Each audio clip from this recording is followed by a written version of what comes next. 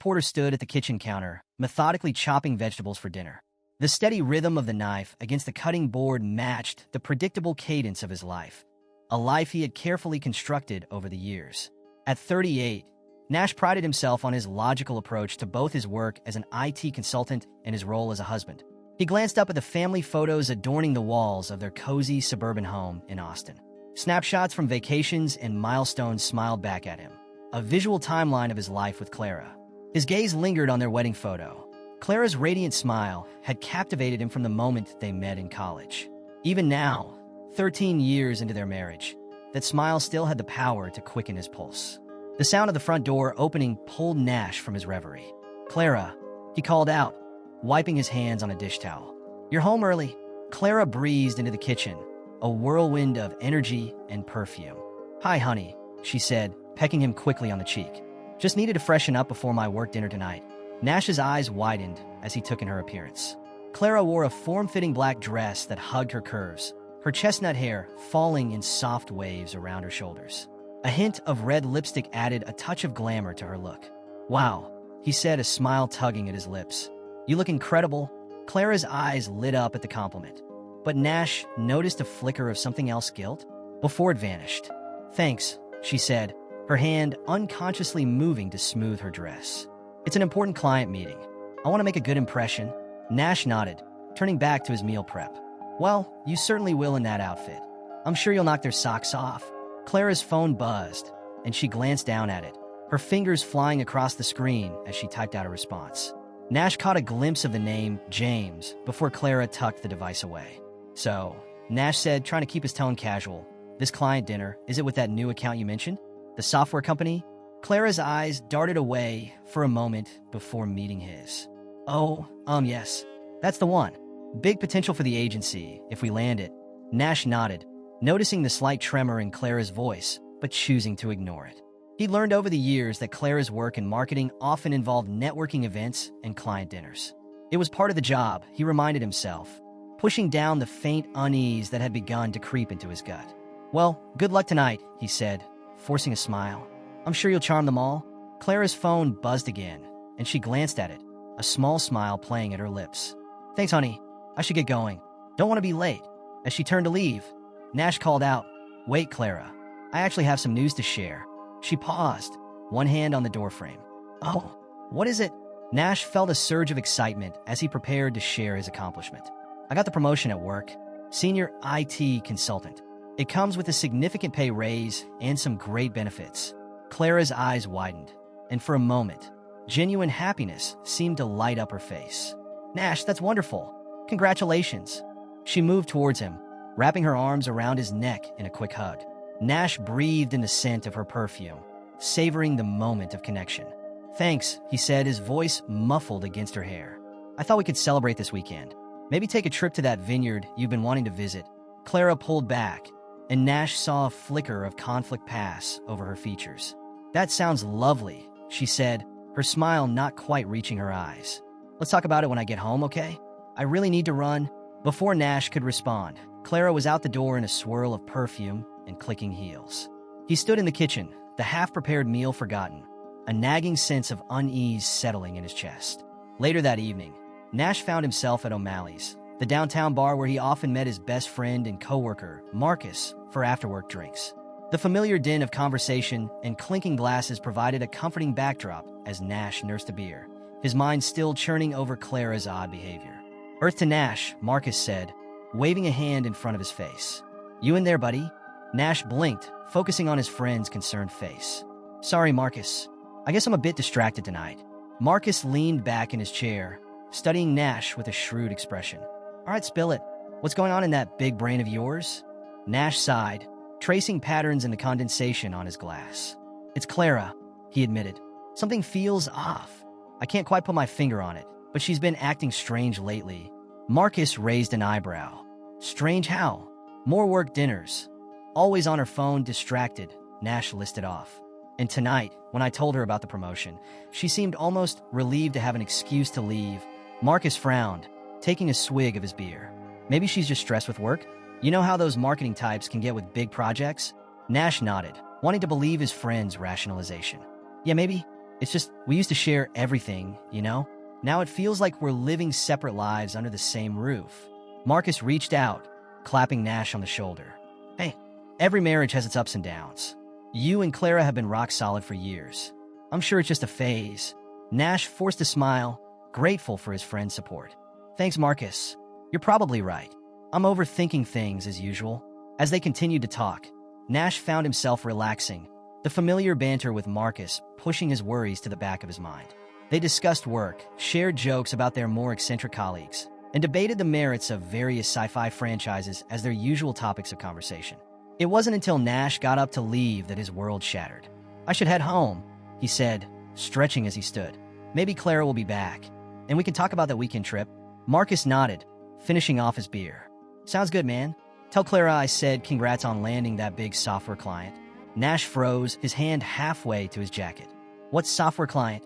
Marcus looked confused. The one Clara's at dinner with tonight. Didn't you say? But Nash wasn't listening anymore. His eyes had been drawn to movement outside the bar's large front window. There, on the sidewalk, stood Clara, his Clara locked in an intimate embrace with a man Nash had never seen before. Time seemed to slow as Nash watched the scene unfold. The man, tall, well-dressed, with a confident air about him, leaned in close, whispering something in Clara's ear. She laughed, her head tilting back, exposing the elegant line of her throat. Then, as if in slow motion, the man's lips met Clara's in a passionate kiss. Nash felt as if he'd been punched in the gut. The noise of the bar faded away, replaced by a dull roaring in his ears. He stumbled slightly, gripping the edge of the table for support. Nash? What's wrong? Marcus's voice sounded far away. You look like you've seen a ghost. Unable to speak, Nash simply pointed to the window. Marcus turned, his eyes widening as he took in the scene. Oh shit, he breathed. Nash, I'm so sorry. But Nash was already moving, pushing his way through the crowded bar towards the exit. Anger, hurt, and betrayal warred within him as he burst onto the sidewalk, startling Clara and her companion. Nash! Clara gasped, jumping away from the man as if burned. What are you? I thought you were at home. Nash stood there, his fists clenched at his sides, struggling to control the rage threatening to overwhelm him. Who is he, Clara? He asked, his voice low and dangerous. The man stepped forward, extending his hand with a smooth smile. James Ellison, he said, as if introducing himself at a business meeting. I work with Clara at the agency. Nash ignored the outstretched hand, his eyes boring into Clara. So this is your important client meeting, he spat. How long has this been going on? Clara's face had drained of color, her earlier confidence evaporating in the face of Nash's anger. Nash, please, she pleaded. It's not what you think. James and we're just don't. Nash cut her off, his voice sharp as a knife. Don't you dare lie to me. I saw you kissing him, Clara. I'm not blind. James cleared his throat, clearly uncomfortable. Look, man, I think there's been a misunderstanding.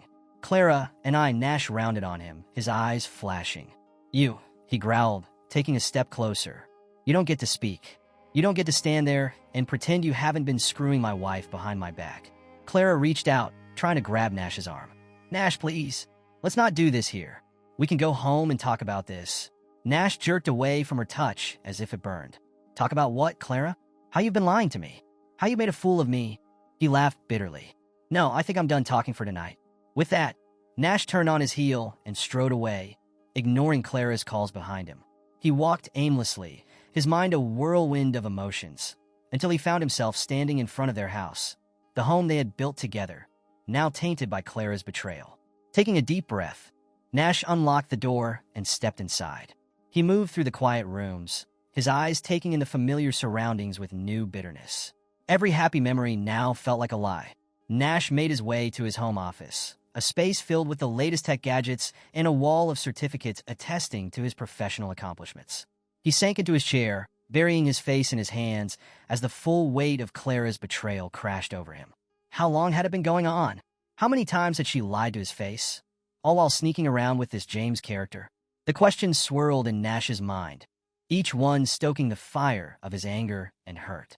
He wasn't sure how long he sat there, lost in his thoughts, before he heard the front door open. Soft footsteps approached, hesitating outside his office door. Nash! Clara's voice was small, tentative. Can we talk? Nash lifted his head, fixing Clara with a cold stare as she stood in the doorway. Gone was the confident, glamorous woman from earlier in the evening. Now, she looked small and afraid, her makeup smudged and her eyes red-rimmed. Talk about what, Clara? Nash's voice was flat, devoid of emotion. About how you've been cheating on me? About how you've made a mockery of our marriage? Clara flinched at his words, tears welling up in her eyes. Nash, please. It's complicated. I never meant to hurt you. Nash barked out a harsh laugh. Complicated? What's complicated about it, Clara? You made a choice. You chose to betray me, to lie to me, to throw away everything we've built together. I felt alone. Clara cried, the words bursting out of her. You were always working, always focused on your career. James, he made me feel seen, appreciated. Nash stood up abruptly, his chair scraping against the floor. And I didn't? All those years I spent working hard, trying to build a good life for us that didn't make you feel appreciated. Clara shook her head, tears streaming down her face. It's not the same. You were there physically, but emotionally, it felt like you were a million miles away. So instead of talking to me about it, instead of trying to work on our marriage, you decided to jump into bed with the first guy who paid attention to you? Nash's voice dripped with disdain. It wasn't like that, Clara protested weakly. James and I, we connected on an emotional level first. The physical stuff, it just happened. Nash moved closer, his eyes boring into Clara's. How long, he demanded. Clara looked away, unable to meet his gaze. 6 months, she whispered. The admission hit Nash like a physical blow. 6 months. Half a year of lies, of betrayal, of making a fool of him. He stumbled back, gripping the edge of his desk for support. Nash, please, Clara pleaded, reaching out for him. I'm so sorry. We can work through this. We can go to counseling, try to rebuild. No. Nash's voice was firm, final. There's no rebuilding from this, Clara. You didn't make a mistake. You made a choice every day for 6 months. You chose him over me, over us. Clara's face crumpled, fresh tears spilling down her cheeks. What are you saying? Nash straightened up, his face set in hard lines. I'm saying it's over, Clara. I want you out of this house. Tonight. Nash, no. Clara gasped, shock written across her features. You can't mean that. Where am I supposed to go? I don't care, Nash said coldly. Go to James. Go to a hotel. But you're not staying here. I can't even look at you right now without feeling sick. Clara stood there, her mouth opening and closing as she struggled to find words. Finally, she whispered, I never meant for this to happen. I do love you, Nash. Nash turned away, unable to bear the sight of her any longer. If this is your idea of love, Clara, then I want no part of it. Get your things and get out. We'll figure out the rest later. He heard Clara's choked sob, followed by her footsteps retreating down the hall. Nash remained in his office, listening to the sounds of Clara moving around the house, gathering her belongings. Each noise was like a knife twisting in his gut, a reminder of the life they had shared and the future that now lay in ruins. Finally, after what felt like hours, Nash heard the front door open and close. The house fell silent, the quiet oppressive and final. Only then did Nash allow himself to break down, his body shaking with silent sobs as the full weight of his shattered world came crashing down around him. Nash sat in his home office, bathed in the blue glow of multiple computer screens. Dark circles under his eyes betrayed sleepless nights spent poring over data, messages, and photos. The room, once a sanctuary of productivity, now felt like a war room. A knock at the door broke his concentration. Nash? You in there? Nash recognized Marcus's voice. He called out, come in, without taking his eyes off the screen. Marcus entered, whistling low as he took in the chaos of papers, empty coffee cups, and glowing monitors. Damn, man, you look like you haven't slept in days. Nash swiveled in his chair, facing his friend. Sleep is for people who aren't being cheated on, he said, his voice hard. Marcus's face softened with concern. Nash, I know you're hurting, but this doesn't look healthy. Nash's eyes flashed. Healthy? You want to know what's not healthy? Being lied to for months by the person you trusted most in the world. He gestured to the screens behind him. I'm gathering evidence, Marcus. Every text, every email, every credit card statement. I'm going to expose Clara and that snake James for what they really are. Marcus pulled up a chair, sitting across from Nash. Okay, talk to me. What have you found? Nash turned back to his computers, pulling up a series of documents. It's not just the affair, he said, his voice low and intense. James has been using company resources to fund his personal projects. Look at these expense reports. Marcus leaned in, his eyes widening as he scanned the numbers. Holy shit, this is serious stuff, Nash. We're talking embezzlement here. Nash nodded grimly. Exactly. And Clara's been helping him cover it up. She's been manipulating marketing budgets to hide his withdrawals. Marcus ran a hand through his hair, looking troubled. Nash, this is big, like career-ending big, for both of them. Are you sure you want to go down this road? Nash spun to face his friend, his jaw set. They destroyed my marriage, Marcus. They made a fool of me. What would you do in my position? Marcus held up his hands. Hey, I'm not judging. I'm on your side here. I just want to make sure you've thought this through. Nash's expression softened slightly. I appreciate that, Marcus. Really, but I need to do this. I can't let them get away with it. Marcus nodded slowly. All right then, what's the plan? A determined glint appeared in Nash's eye. I'm going to need some help. People we can trust who've been screwed over like me. Think you can reach out to some of our colleagues? Consider it done, Marcus said, standing up. But Nash, promise me you'll at least try to get some sleep. You look like hell. Nash managed a weak smile. I'll try. Thanks, Marcus, for everything. As Marcus left, Nash turned back to his screens, the glow illuminating the steel in his eyes. Clara and James had no idea what was coming. The next evening, Nash found himself in a dimly lit coffee shop, surrounded by a small group of trusted colleagues. The air was thick with tension and the bitter scent of overbrewed coffee. Thanks for coming, Nash began, his voice low. I know it's risky to meet like this, but what I'm about to share affects all of us. He looked around the table, meeting each person's eyes. There was Sarah from accounting, who'd been passed over for promotion in favor of James's less qualified friend. Tom from IT, who'd suspected server misuse but had been silenced. And Lisa from HR, who'd fielded complaints about James's behavior but had been pressured to bury them. Nash, what's this about? Sarah asked, her brow furrowed with concern. Nash took a deep breath. James Ellison has been embezzling company funds, he said bluntly. And my ex-wife, Clara, has been helping him cover it up. A collective gasp went around the table. Tom leaned forward, his eyes wide. Are you sure about this, Nash?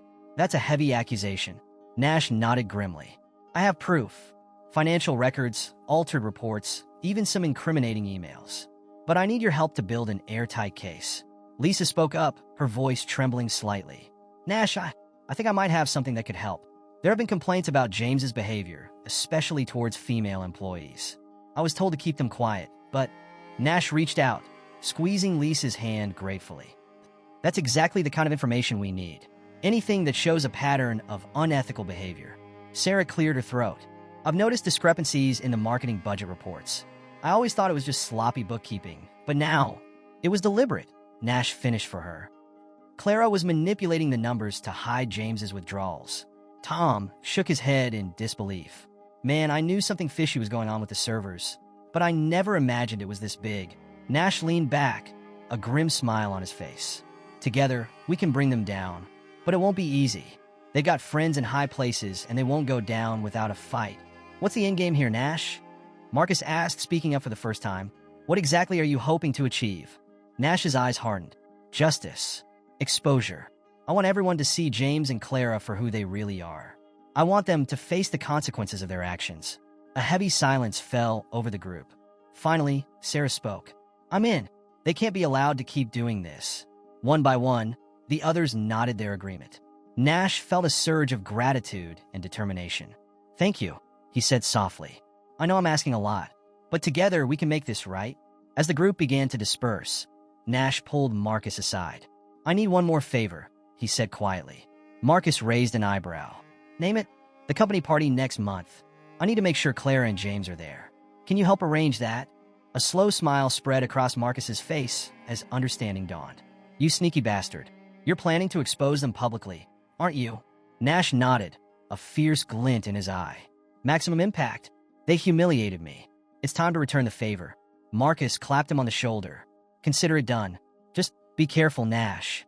Don't let this consume you. Nash watched his friend leave, then turned to stare out the coffee shop window. In the reflection, he barely recognized the hard-eyed man staring back at him. But he pushed away any doubts. There was no turning back now. The weeks leading up to the company party were a blur of clandestine meetings, late-night data analysis, and careful planning. Nash threw himself into the work, using it as a shield against the pain and betrayal that still threatened to overwhelm him in quiet moments. The night of the party arrived, and Nash stood in front of his bedroom mirror, adjusting his tie. The face that looked back at him was leaner, harder than it had been just a month ago. The pain in his eyes had been replaced by a steely determination. His phone buzzed with a text from Marcus. "They're here. You ready for this?" Nash took a deep breath, squaring his shoulders. "Ready as I'll ever be," he typed back. The drive to the office building was a blur. Nash's mind raced, going over every detail of his plan. As he walked into the elegantly decorated conference room, the buzz of conversation and clinking glasses washed over him. He spotted Clara almost immediately. She was radiant in a red dress, her hair swept up elegantly. For a moment, the sight of her took his breath away, bringing back a flood of memories. Then he saw James appear at her side, handing her a glass of champagne, and the moment shattered. Nash made his way through the crowd, nodding and smiling at colleagues. He could feel Clara's eyes on him, but he didn't acknowledge her. Not yet. Marcus intercepted him, pressing a glass into his hand. "You okay?" he asked quietly. Nash nodded, taking a sip of the drink. "Never better. Is everything set up? All ready to go?" Marcus confirmed. "Just say the word." Nash's eyes scanned the room, noting the positions of the key players. Sarah near the buffet, Tom by the AV equipment, Lisa chatting with some executives. Everything was in place. He caught Clara's eye across the room. She looked nervous, fidgeting with her necklace, a tell she'd had since college. Good. Let her be nervous. Nash made his way to the small stage where the CEO was preparing to give his annual address. He leaned in, whispering something to the older man, who nodded and stepped aside. Heart pounding, Nash stepped up to the microphone. The room gradually fell silent as people noticed him. "Good evening, everyone," Nash began, his voice steady despite the adrenaline coursing through him. "I know we're all eager to hear from Mr. Thompson, but I have some information I think everyone needs to hear first." He caught sight of Clara, her face pale, James standing protectively close to her. Nash allowed himself a small, grim smile. "For the past few weeks, I've been investigating some financial irregularities within our company," Nash continued. "What I've uncovered is deeply troubling." A murmur went through the crowd. Nash saw James stiffen, his hand tightening on Clara's arm. "James Ellison," Nash said, his voice ringing out clearly, "has been embezzling company funds for his personal use. And he's had help covering it up." The room erupted in shocked whispers. James started forward, his face contorted with rage, but Clara held him back. Nash held up a hand, silencing the room. "I have proof. Financial records, altered reports, witness statements. It's all here." He nodded to Tom, who pressed a button. The large screen behind Nash came to life, displaying damning financial data and incriminating emails. "But that's not all," Nash continued, his eyes locked on Clara. My ex-wife Clara Porter, has been complicit in this fraud. She's been manipulating marketing budgets to hide the discrepancies." Clara's face crumpled, tears streaming down her cheeks. But Nash felt no satisfaction, only a cold, hard resolve. "I know some of you may be wondering why I'm doing this," Nash said, his voice softer now. "The truth is I believed in this company, in the integrity of the people I worked with. And when I discovered this betrayal, both professional and personal, I couldn't stay silent." He looked out over the stunned faces of his colleagues. "We all deserve better than this. We deserve honesty, integrity, and accountability." As if on cue, two security guards entered the room, flanking James and Clara. The CEO stepped forward, his face grim. "Mr. Ellison, Mrs. Porter, I'm going to have to ask you to come with me," he said firmly. "We have some serious matters to discuss." As James and Clara were led away, the room exploded into chaos. People crowded around Nash, asking questions, offering support. But Nash barely heard them. He felt oddly hollow, drained. Marcus appeared at his side, guiding him away from the crowd. "You did it, man," he said quietly. "It's over." Nash nodded, unable to speak. It was over. But as he watched Clara's retreating figure, he wondered at what cost. Later that night, Nash sat alone in his home office, surrounded by the now silent computers. The evidence that had consumed him for weeks was no longer needed. It was in the hands of the authorities now. He picked up a framed photo from his desk, him and Clara on their wedding day, both grinning at the camera. With a sudden, violent motion, he hurled it against the wall, watching it shatter. As he stared at the broken glass, Nash felt something inside him harden. He had survived this betrayal. He had exposed the truth, and he would never allow himself to be made a fool of again. The man who stood up from that desk was not the same Nash Porter who had started this journey. He was stronger now, harder. And as he looked out the window at the city lights, he felt ready to face whatever challenges lay ahead. The morning after the company party, Nash woke to a flurry of notifications on his phone. News of last night's revelations had spread like wildfire. He scrolled through messages of support, shock, and curiosity from colleagues and friends. A knock at his front door pulled him from his digital trance. Nash opened it to find Marcus standing there, holding 2 cups of coffee. "Thought you might need this," Marcus said, handing Nash a cup. "How are you holding up?" Nash stepped aside, letting his friend in. "I'm fine," he said, his voice clipped. "It needed to be done." Marcus settled onto the couch, eyeing Nash carefully. "It's okay not to be fine, you know. What happened last night?" "It was intense." Nash's jaw tightened. "What happened last night was justice. Nothing more, nothing less." "Fair enough," Marcus said, taking a sip of his coffee. "So, what's next?" Nash sat across from him, his posture rigid. "Now, we make sure they face the consequences. All of them." Marcus leaned forward, concern etched on his face. "Nash, man, I get it. But don't you think—" "Don't." Nash cut him off sharply. "Don't try to talk me out of this. They made their choices. Now, they have to live with them." A tense silence fell between them. Finally, Marcus nodded. "All right, I'm with you. What do you need?" Nash's eyes gleamed with determination. "I need to make sure every piece of evidence gets to the right people. The police, the board, everyone. No stone left unturned." As they discussed the next steps, Nash's phone buzzed again. He glanced at it, his face hardening. "It's Clara," he said, his voice cold. "She wants to meet." Marcus raised an eyebrow. "Are you going to?" Nash stood, pacing the room. "I have to. There are things that need to be said. Want me to come with you?" Marcus offered. Nash shook his head. "No, this is something I need to do alone." An hour later, Nash found himself at a small cafe, as far from their usual haunts as possible. He spotted Clara immediately, hunched over a table in the corner, looking small and defeated. As he approached, she looked up, her eyes red-rimmed and pleading. "Nash," she breathed. "Thank you for coming." Nash sat down, his face impassive. "Make it quick, Clara. I have a lot to do today." Clara flinched at his tone. "Nash, please. What you did last night, was it really necessary? To humiliate me like that in front of everyone?" Nash's eyes flashed dangerously. "Necessary? You want to talk about necessity? Was it necessary for you to cheat on me for months? Was it necessary to help James steal from the company?" "I didn't know about the stealing at first," Clara protested weakly. "By the time I found out, I was in too deep. I didn't know how to get out."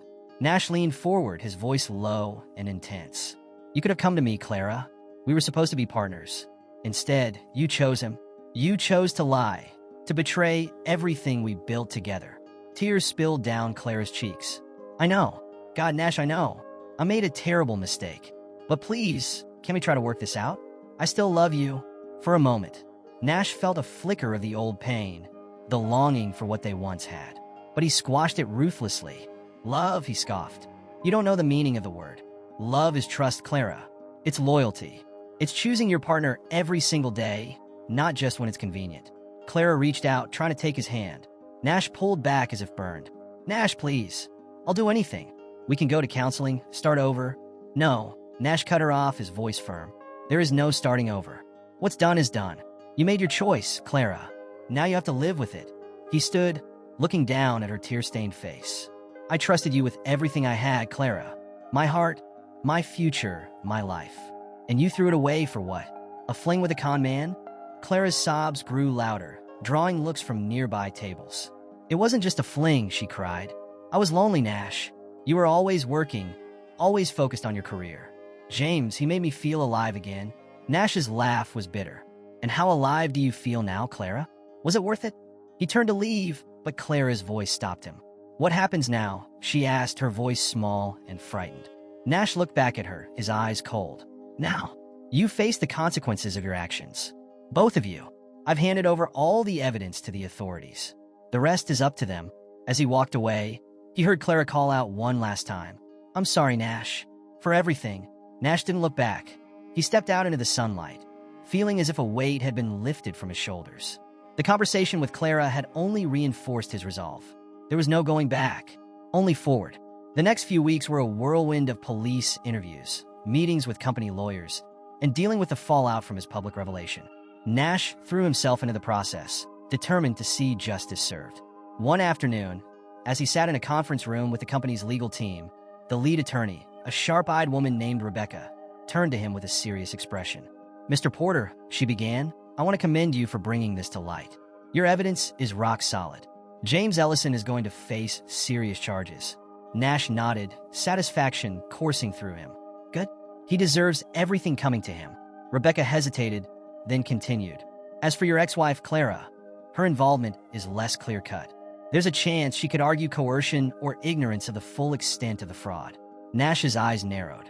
Are you saying she might get off easy? Not easy, Rebecca clarified, but potentially with lesser charges. It will depend on how the prosecution decides to proceed. Nash leaned back in his chair, his mind racing. What can I do to make sure she doesn't slip through the cracks? Rebecca looked uncomfortable. Mr. Porter, I understand your personal stake in this, but this isn't personal. Nash interrupted, his voice hard. This is about justice. Clara knew what she was doing. She made a choice to participate in fraud. She should face the full consequences of that choice. The room fell silent, the other lawyers exchanging uneasy glances. Finally, Rebecca spoke again. We'll make sure the prosecution has all the evidence. Beyond that, it's out of our hands. Nash stood, gathering his papers. Make sure they understand the full extent of her involvement. Every altered report, every manipulated budget. I want them to see exactly what she did. As he left the room, Nash could feel the weight of their stares on his back. He knew what they were thinking, that he was letting his personal pain drive his actions. But they were wrong. This wasn't about pain anymore. It was about principle, about making sure that actions had consequences. Later that evening, Nash found himself back in his home office, staring at the wall where he'd smashed the wedding photo. The broken glass had long since been cleaned up, but the memory lingered. A knock at the door broke his reverie. Come in, he called out. Marcus entered, holding a six-pack of beer. Thought you could use this, he said, setting the bottles down on the desk. Nash managed a small smile. Thanks, it's been a day. Marcus popped open 2 beers, handing one to Nash. Want to talk about it? Nash took a long swig before answering. I met with the legal team today. They think Clara might get off with lesser charges.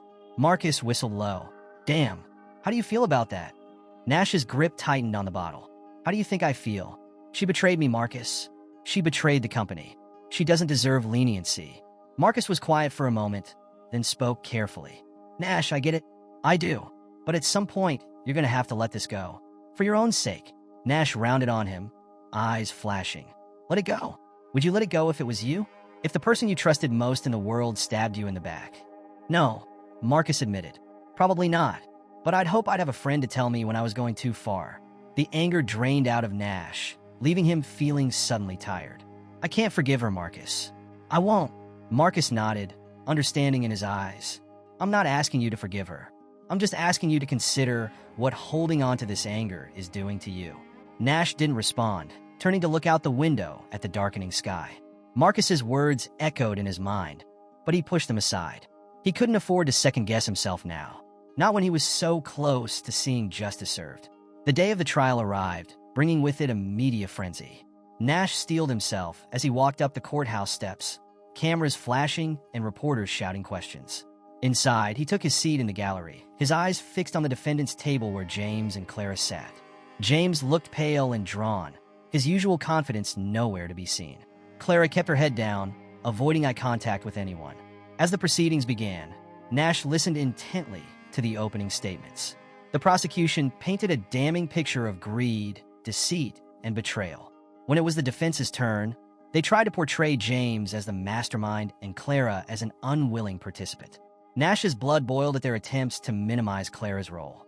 During a recess, he cornered the lead prosecutor in the hallway. They're trying to make her out to be a victim, Nash said, his voice tight with anger. You can't let them get away with that. The prosecutor, a stern-faced man named Johnson, held up a placating hand. Mr. Porter, I assure you, we're presenting all the evidence. The jury will see the truth. Nash pressed on, undeterred. Make sure they understand. She wasn't some innocent bystander. She actively participated in the fraud. She lied, she covered up, Mr. Porter, Johnson interrupted, his voice firm. I understand this is personal for you, but you need to trust the process. We're doing our job. Let us handle this. As Johnson walked away, Nash felt a hand on his shoulder. He turned to find Marcus standing there, concern etched on his face. You okay? Marcus asked quietly. Nash shook his head, frustration evident in every line of his body. They're not seeing it, Marcus. They're not seeing her for what she really is. Marcus squeezed his shoulder. The evidence speaks for itself, Nash. You've done everything you can. Now you have to let the system work. As they retook their seats for the next session, Nash caught Clara looking at him. For a moment, their eyes met, and he saw a flicker of the woman he'd once loved. The woman he'd trusted with his heart and his future. But then the moment passed, and all he saw was the betrayal, the lies, the pain she'd caused. Nash hardened his heart once more, focusing on the proceedings with renewed determination. Days turned into weeks as the trial wore on. Nash sat through every session, listening to testimony after testimony. He watched as former colleagues took the stand, recounting instances of James's misconduct and Clara's complicity. Finally, after what felt like an eternity, the jury reached a verdict. As the courtroom fell silent, Nash held his breath, his heart pounding in his chest. On the charge of embezzlement, we find the defendant, James Ellison, guilty. A wave of murmurs swept through the courtroom. Nash felt a grim satisfaction, but he barely had time to process it before the next verdict was read. On the charge of fraud and conspiracy, we find the defendant, Clara Porter, guilty. The world seemed to slow down. Nash watched as Clara's shoulders slumped, her head bowing under the weight of the verdict. He should have felt triumphant, vindicated. Instead, he felt empty. As the judge began discussing sentencing, Nash slipped out of the courtroom. He found himself on the courthouse steps, breathing in the crisp air, trying to make sense of the turmoil inside him. Marcus appeared beside him, silent support in his presence. After a long moment, Nash spoke. "It's over." Marcus nodded. "Yeah, it is. How do you feel?" Nash considered the question. "I don't know," he admitted. "I thought I'd feel something. Relief, maybe, or satisfaction. But I just feel hollow." Marcus supplied. Nash nodded. "Yeah, hollow." They stood in silence for a while, watching as reporters and spectators filed out of the courthouse. Finally, Marcus spoke again. "So, what now?" Nash took a deep breath, straightening his shoulders. "Now, I move on. I rebuild. I focus on my career, on my life." Marcus clapped him on the back. "That's the spirit. And hey, you're not alone in this. You've got friends, people who care about you." For the first time in what felt like ages, Nash felt a genuine smile tug at his lips. "Thanks, Marcus, for everything." As they walked down the courthouse steps, Nash felt as if he was leaving more than just the trial behind. He was leaving behind the anger, the bitterness, the all-consuming need for vengeance that had driven him for so long. He wasn't forgetting. He would never forget. But maybe, just maybe, he could start to heal. Months passed, and life slowly began to find a new rhythm. Nash threw himself into his work, earning a reputation as one of the most dedicated and innovative IT consultants in the company.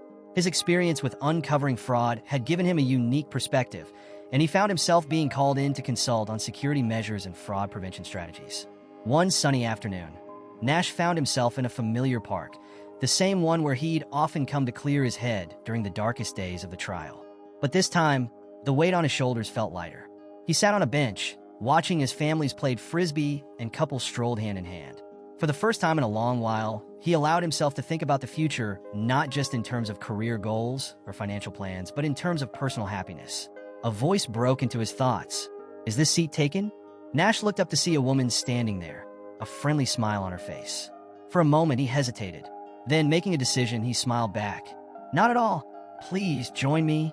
As they struck up a conversation, Nash felt something he hadn't experienced in a long time, a spark of possibility. He wasn't ready for a relationship. Not yet. The wounds were still too fresh, the trust too fragile. But for the first time, he could see a future where that might change. Later that evening, Nash attended a support group meeting. He'd been coming for a few weeks now, finding solace in sharing his story with others who had experienced similar betrayals. As he stood to speak, he looked around at the familiar faces. "My name is Nash," he began, his voice steady. "And I'm here because I was betrayed by the person I trusted most in the world." He paused, taking a deep breath before continuing. "For a long time, I let that betrayal define me. I let it consume me, drive every decision I made. But I'm starting to realize that while I can't change what happened, I can change how I respond to it."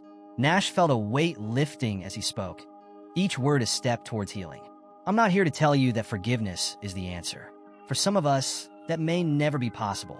But I am here to say that we don't have to let our past dictate our future.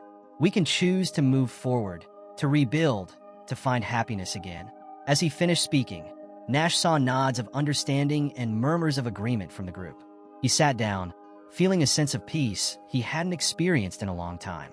That night, as Nash prepared for bed, he caught sight of himself in the mirror. The man looking back at him was different from the one who had stood in this same spot months ago, shattered by betrayal and consumed by the need for revenge. This man was stronger, wiser, more resilient. He had faced his worst nightmare and come out the other side. Not unscathed, certainly, but unbroken. Nash turned away from the mirror and climbed into bed. As he drifted off to sleep, he didn't think about Clara or James or the trial. Instead, he thought about the future he was finally ready to embrace on his own terms. The betrayal would always be a part of his story, but it no longer defined him. As Nash closed his eyes, he felt a sense of peace he hadn't known in years. Weeks turned into months, and Nash found himself thriving in his new role at work. His experience had given him a unique perspective on corporate security, and he quickly became the go-to person for fraud prevention strategies. One morning, as Nash settled into his office, his phone buzzed with a message from Marcus. "Hey man, got a sec to talk? It's important." Curious, Nash dialed Marcus's extension. "What's up?" Marcus's voice came through, tinged with excitement. "You're not going to believe this. Remember that security system you proposed last month? The board just approved it. They want you to head up the implementation." Nash felt a surge of pride. "Seriously? That's fantastic news." "There's more," Marcus continued. "They're creating a new position, head of corporate integrity. And guess who they want for the job?" Nash's breath caught in his throat. "You're kidding?" "Not at all," Marcus chuckled. "Congrats, man. You earned this." As Nash hung up the phone, he leaned back in his chair, a mix of emotions washing over him. Pride, excitement, and a touch of apprehension. This was a big step, a chance to make real change. Later that day, Nash found himself in the CEO's office, discussing the details of his new role. "Mr. Porter," the SOAP began, his tone serious. "I won't lie to you. This position is going to be challenging. You'll be responsible for overhauling our entire approach to corporate integrity." Nash nodded, his jaw set with determination. "I understand, sir, and I'm ready for the challenge." The CEO smiled. "I was hoping you'd say that. Your experience, well, let's just say it gives you a unique qualification for this role." As Nash left the office, contract in hand, he felt a sense of purpose he hadn't experienced in a long time. This wasn't just a job.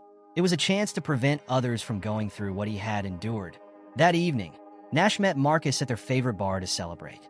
As they clinked their beer bottles together, Marcus grinned. "To the new head of corporate integrity. Who would have thought, huh?" Nash chuckled, shaking his head. "Certainly not me. A year ago, I was, well, you know where I was?" Marcus's expression softened. "You've come a long way, Nash. You should be proud of yourself." Nash took a swig of his beer, contemplating. "You know, in a weird way, I almost feel like I should thank Clara and James.